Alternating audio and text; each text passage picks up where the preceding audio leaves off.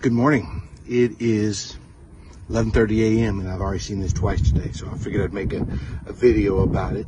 Something I see twice a day. All right, this is a vent stack, right? So it's part of the plumbing system. It lets air into the system so that your traps aren't siphoned dry. And I'll explain a little bit more about that. The problem with this setup right now is that the test cap is still in place. And so whenever they installed the system, they had to put a test cap on it in order to pressurize it. And then the plumbers never came back and removed the test cap. So essentially this system hasn't operated like it should ever since the day it was built. Okay, under the kitchen sink here, you've got a trap. Okay, so what happens is the water comes down this direction, goes down and then back up, over into the wall and then down. But when it goes into the wall, there's also a pipe that goes up, and that goes up.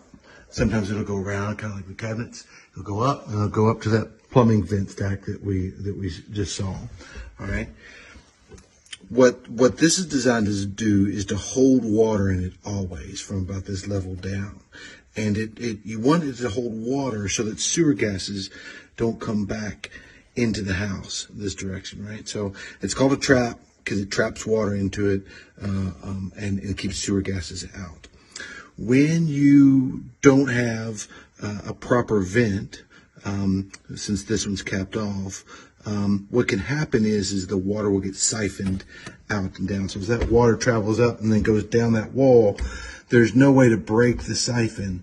And so it'll pull all the water out of the trap, and then you can get a smell inside the house because of it.